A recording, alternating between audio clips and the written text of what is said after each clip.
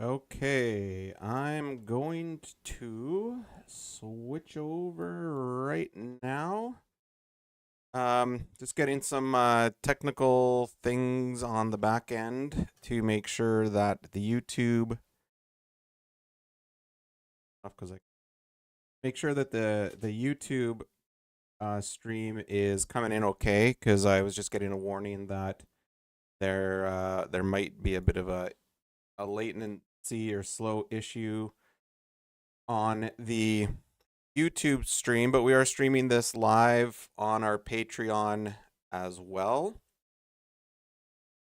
So whether it's on YouTube or Patreon, um, you can catch us there, and this will be recorded as I do this, and we'll post it on YouTube and our Patreon for everyone to go back and take a look. But I wanted to um, I don't think the chats are going to work because I'm streaming through OBS. So if you're on YouTube or Patreon and you have the chats up, I'm not 100% sure if I'll see them because I've got to switch so many screens. But if you do want to send a quick comment through YouTube, please. So the Patreon one, I don't know. We'll see. So yeah, I think YouTube chats will work. So if you are on YouTube and you want to send through a chat, please go ahead. But what I'm here to talk about today is Canada, the federal government. They released their 2025 budget this afternoon, and I've had some time to go through it. Not a whole lot of time. It's 406 pages, I think, in and around there. But I'm only focusing on the First Nations Indigenous Services Canada piece, specifically around First Nations emergency management.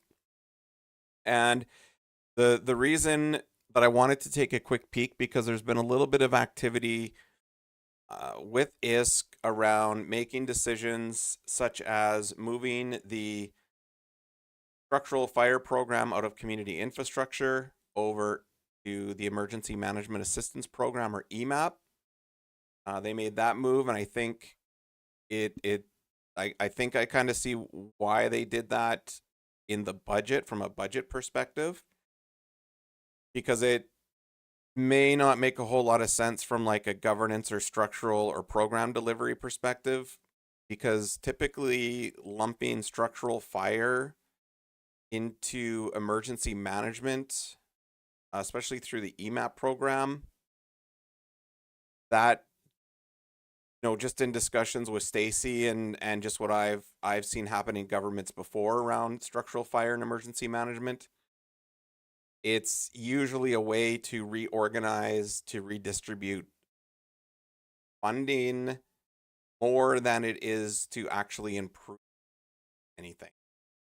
But time will tell, because we've seen a lot of times where structural fire has been lumped into EM or taken out, or EM's been responsible for fire, or fire's been responsible for EM, and it just always creates a lot of confusion about priorities, about who's doing what, things like that. So I'm predicting that the move of structural fire into community infrastructure was more of just a way for ISK to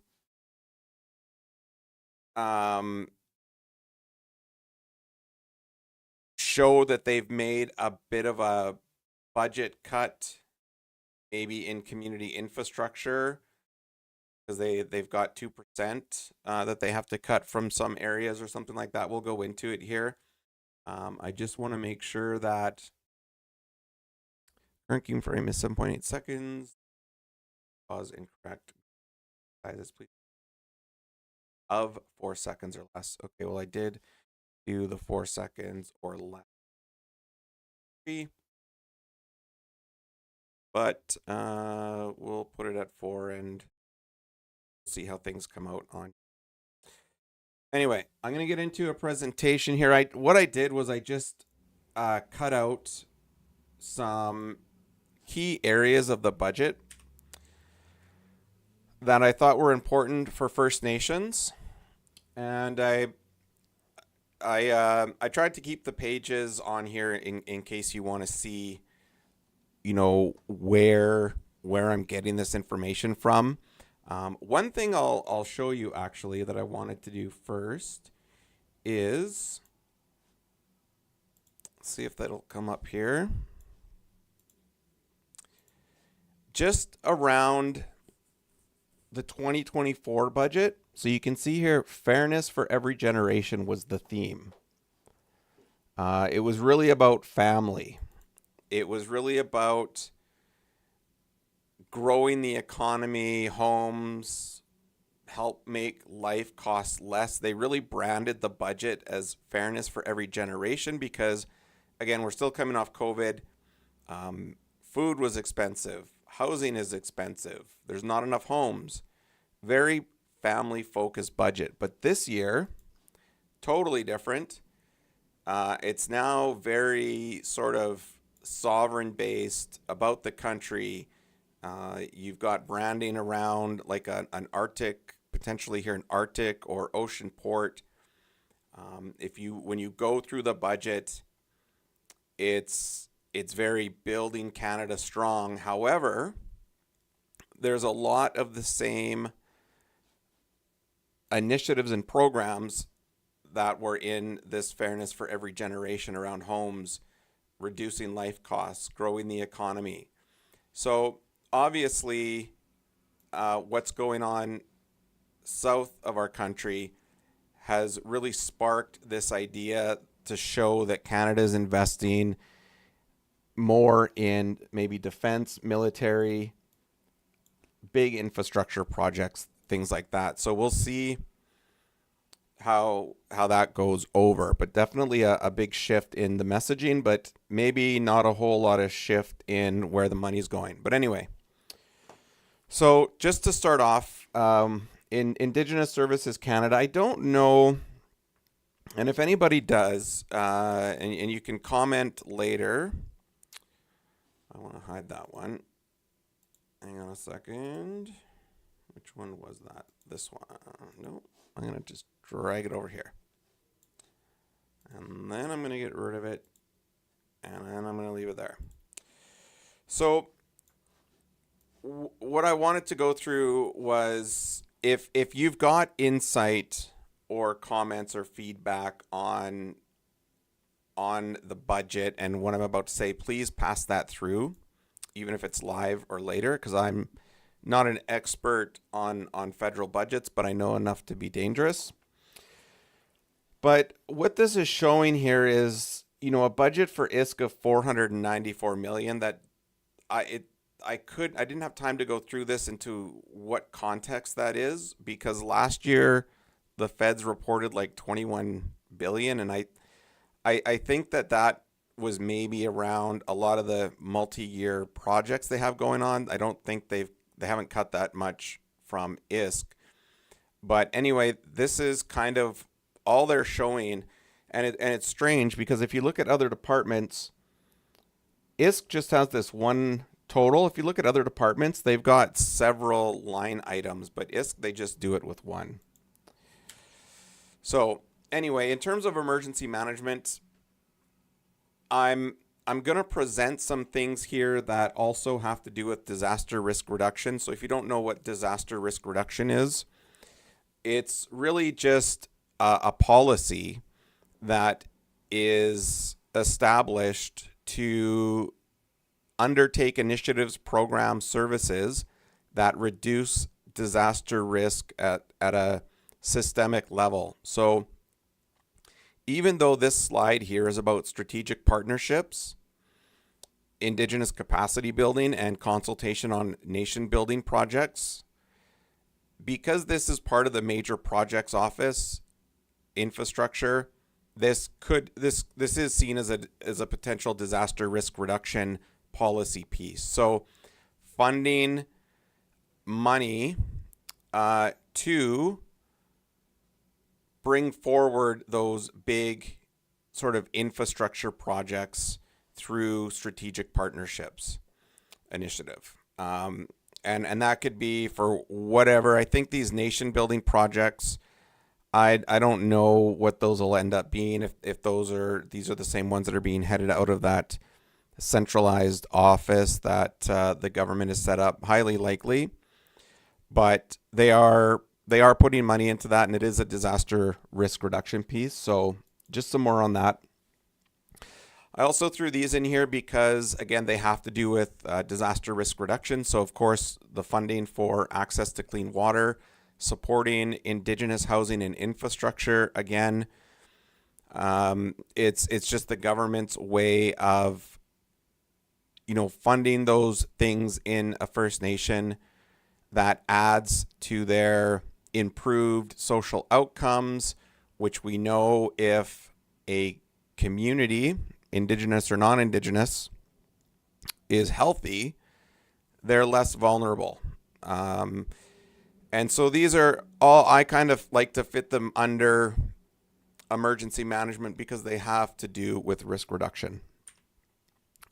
Same with the school food program.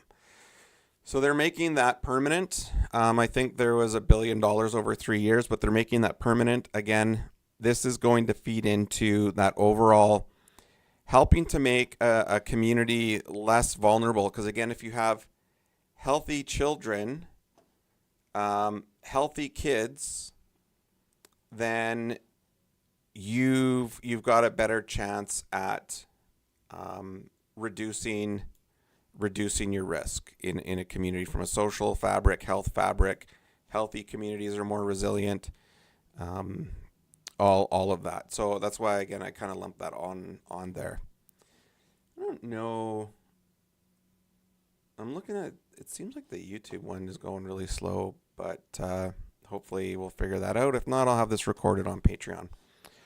All right, now we're going to get right into the meat and potatoes of emergency management. So the other reason I'm doing this is because I know chief and councils don't have a lot of time on their hands to maybe sift through everything, and it can be difficult to put into context, and maybe elders or knowledge keepers, other community members, nation staff, maybe they don't have the time, or maybe they just don't have the ability to kind of sift through it and sort of sync all of these things together that's going on with ISK, with emergency management specifically. So hopefully this is providing a little bit of value.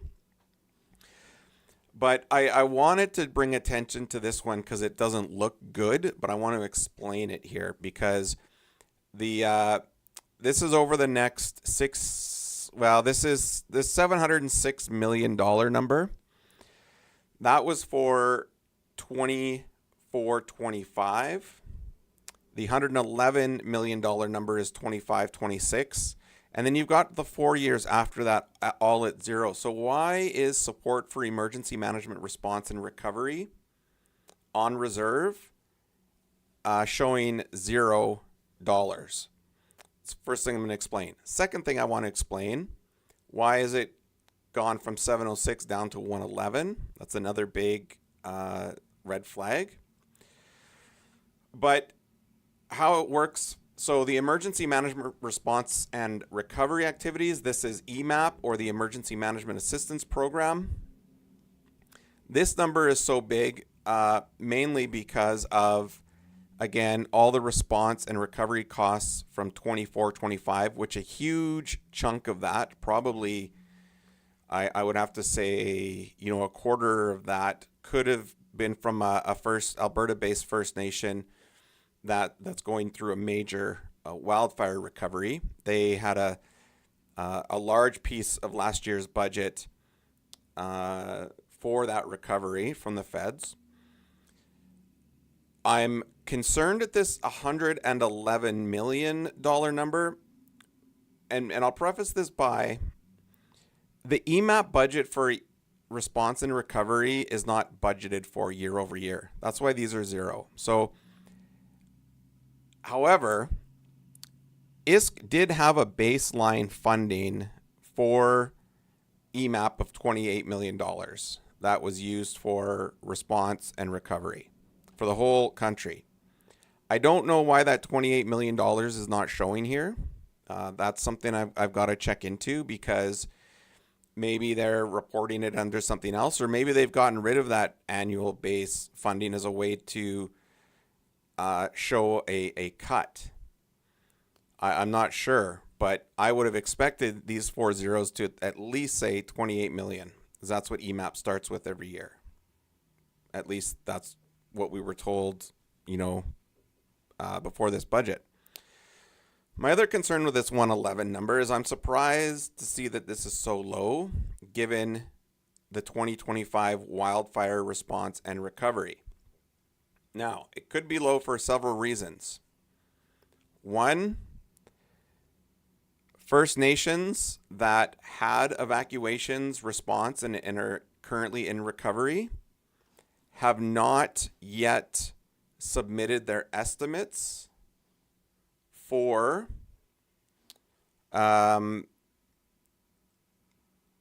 like November through to the end of this fiscal year. So First Nations have until Q4 of a fiscal year to kind of provide some estimates of what they think their EMAP spending for response and recovery will be. If they haven't done that documentation and submission to ISK yet, my recommendation would be they get working on it now and have it ready for ISK by February.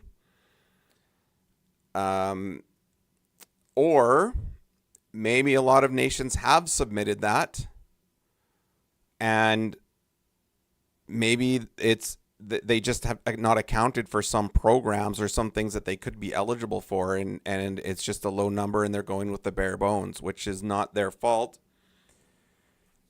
The other piece of this could be, a lot of spending that is, I think probably what it is these numbers are not covering the current expenditure, because this is, they're still collecting numbers, they're still collecting documentation and data.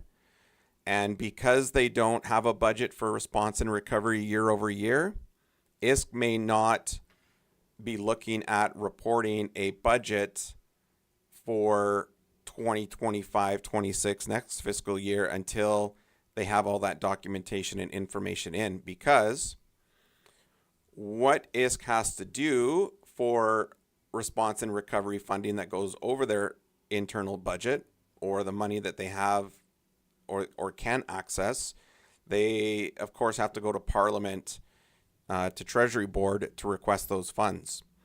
So there's a couple things going on here, and if ISK is planning to sort of not report funding to show that ISK's budget kind of reduces, that's them playing with their numbers. It can be good news for First Nations, because this looks worse than it actually could end up being. The other risk there is nations have not submitted the reporting that ISK needs yet to create those budgets, or nations are missing out on providing recovery-based programs and services to their community, and they haven't maybe thought of the things yet or presented them to ISK. There's a lot of things going on. It depends on where each nation is, but this is for the previous year. This 111 is really low to me. The next 4 years at 0 is a little odd. These are just some things we're going to be digging in at Hazardscape to kind of figure out what ISK's plan is. And if you do have insight and information on this, please comment, let me know. Send us an email to support@hazardscape.com. But yeah, very interesting. So lots going on there. This one here, strengthening Canada's emergency management. funding to Natural Resources Canada.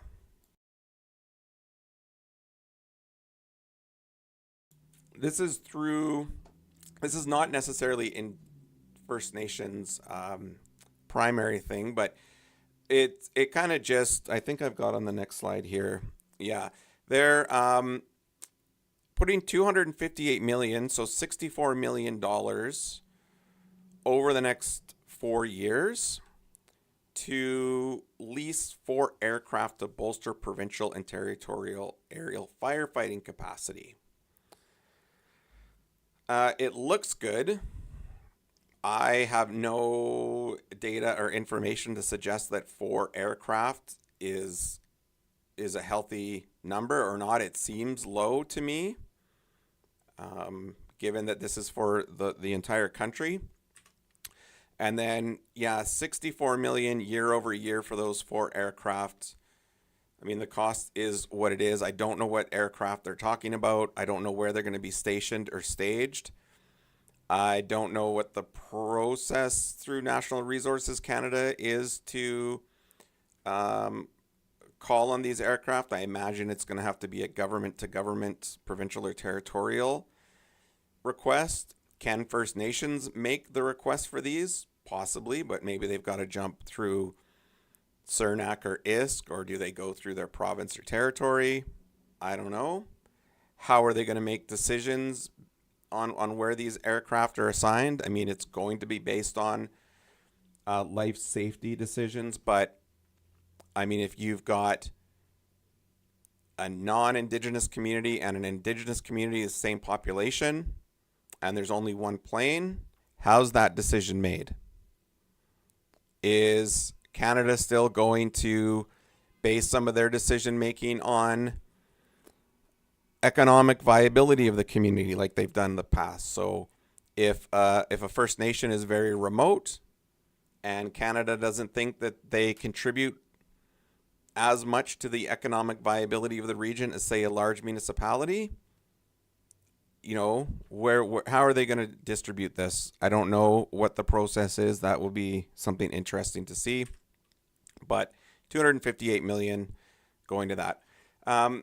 Renewing Canada's national public alerting system, potentially for First Nations, this will be a positive. I don't think the uptake of public alerting systems on reserve, I don't know the numbers. I don't have the data. But as we know, so many First Nation communities, remote, they experience cell service outages all the time, power outages all the time. You know, how hopefully some of this money is going to go to bolstering even cell service in remote northern communities. I don't know. Don't have the answer. But again, within Public Safety Canada, I think that's where this money is going to be managed. So we'll see. But just thought I would throw that in there because it could affect Indigenous communities.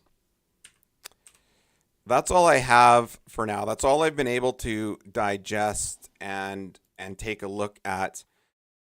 I know that the Minister of ISK recently also said that they're funding 300 First Nations on reserve emergency management coordinators.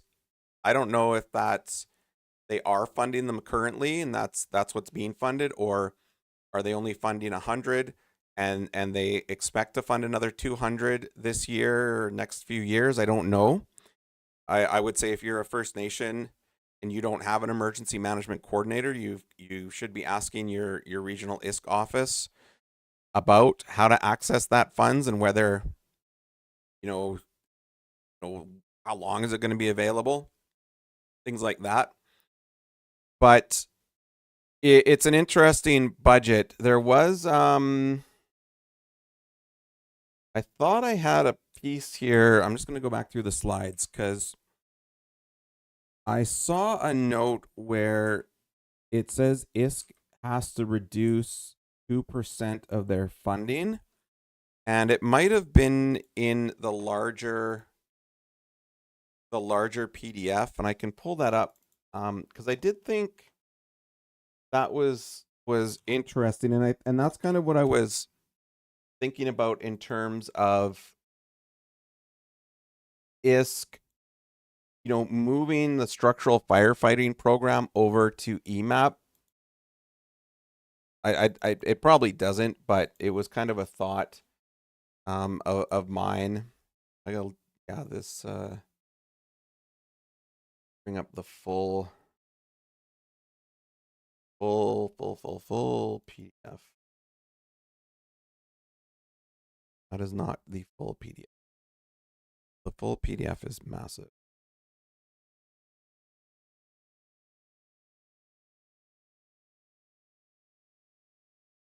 Budget 2025.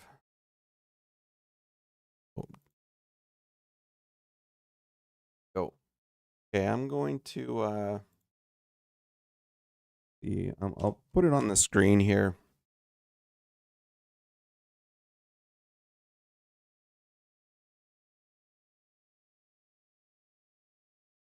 There was a lot of other stuff too in the budget, but I think for First Nations specifically, what they really need to be focusing on is the current emergency management assistance program funding that they're getting, especially if they were evacuated.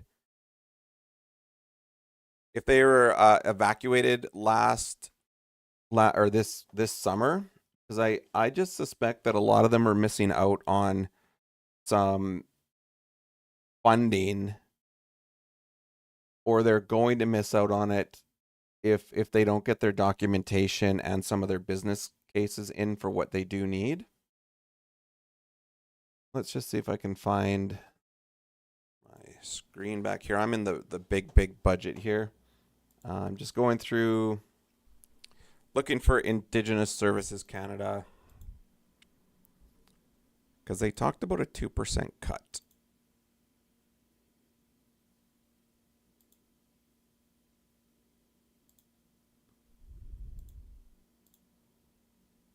No, I don't know where exactly. I should have screenshot that one.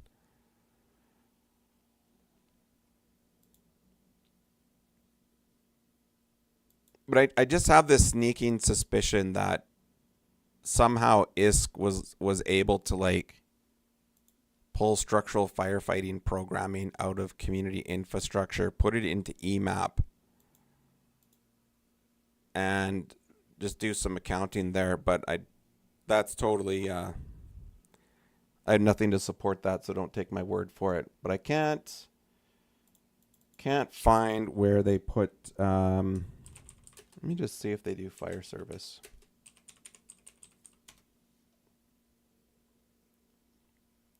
Yeah, on reserve. Let's see what. It's probably too much, but I'll have to take a look at that and push it out through another channel. So just stay up to date on the Hazardscape social media channels, and you'll see some more information come out about these budgets, because overall, the other thing I was going to say was a lot of the sort of general disaster management, emergency management spending in this budget is really allocated under military. In defense, doesn't mention civil defense or anything like that, but I suspect that maybe more northern Arctic, north of 60 First Nations may see some of that money flow from sort of this idea of a sovereign, safe Canada under its defense spending going up north, where some of that will trickle down into emergency management programs. I don't know for sure, but that could be a path for Canada to flow funding through military line items into communities. But I don't have any knowledge on that. I'm just kind of looking at the budget. It's only been out for about 5 hours. I think I just kind of pulled it up and scanned it really quickly to find some things that were off the hop interesting, but little underwhelmed overall with this budget in terms of emergency management, especially for First Nations. It's if it's I think it's already hard enough for nations to navigate Canada's funding agreements and grant programs for things that the daily things they need, like water, housing, administration. But to sort of, keep emergency management buried a little bit or put under the military, or sort of you just talk about it in the context of response and recovery and sort of leave out anything around preparedness. Like,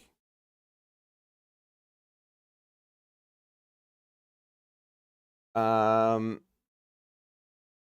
only thing mentioned around preparedness is emergency preparedness systems which serve national defense and national security purposes.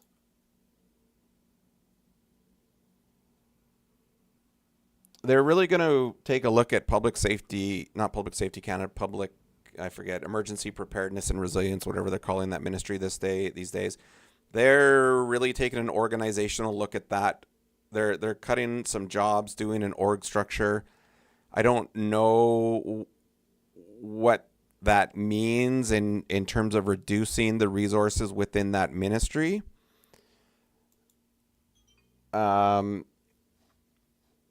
Yeah, it's going to work to become a leaner, more efficient department to better serve Canadians.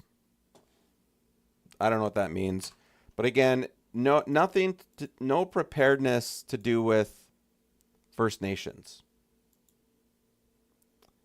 Also, if we look at mitigation,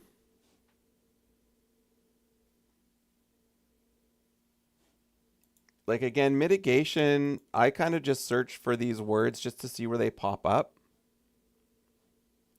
Advancing the Youth Climate Corps. Okay, that's good news. I don't know if there's an equivalent for Indigenous peoples or not. But mitigation preparedness, not mentioned as much. But look at response. I mean, response to threats. Holy, 37. Response comes up 37. I know you can't see it. But it's like there's just so much emphasis placed on response. And it doesn't even matter if it's response to like the tariffs or response to, I don't know, too much dust in the air. Response to whatever. It's just response. We're responding.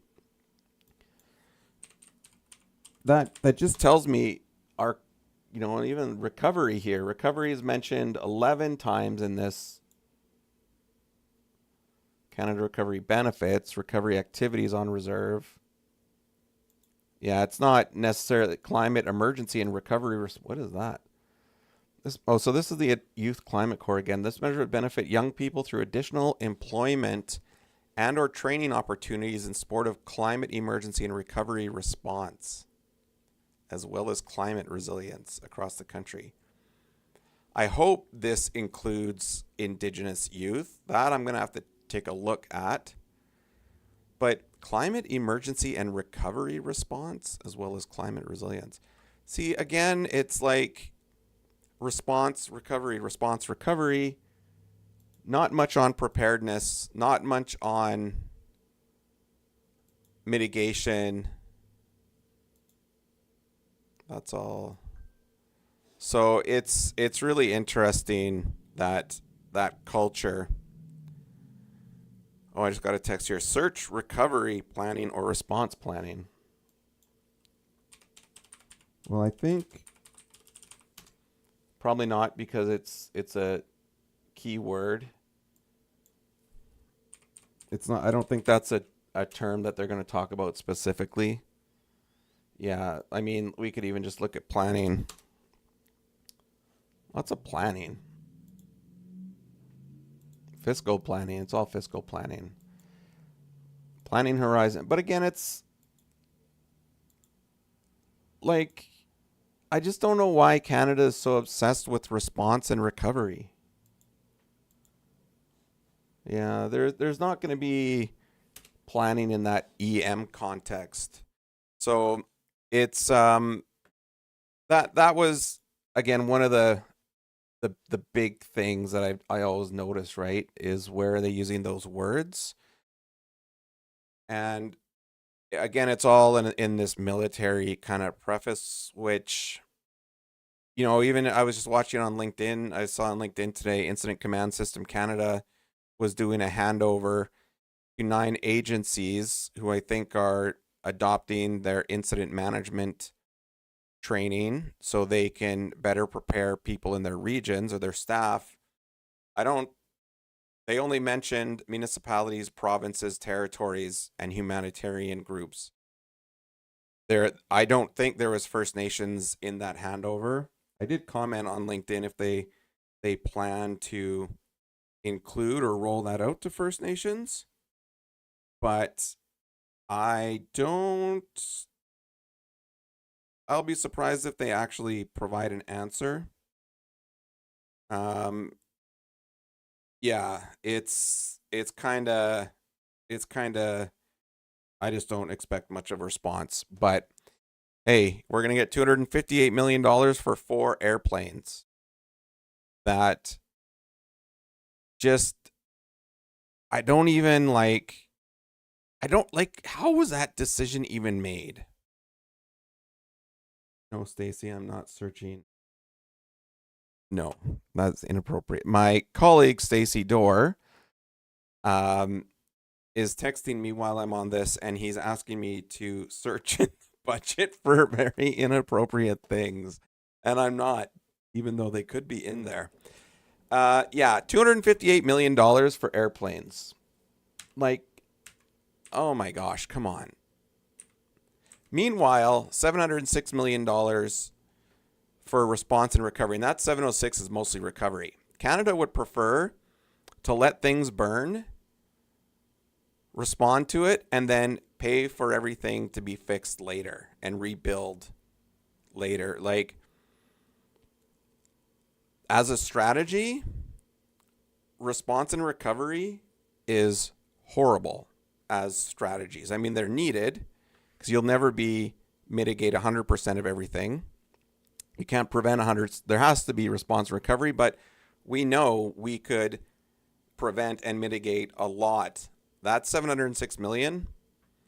And the number before that year, I think, was hitting around 800 million. Yeah, I just know of some specific cases where that number did not even need to be close to 800 million because Canada didn't invest a mere $300,000 in some well-needed fire breaks. But now, hey, we're going to have access to 4 leased planes. And I don't even know if we're going to have an option to buy them. And if we do, what's the maintenance? But anyway,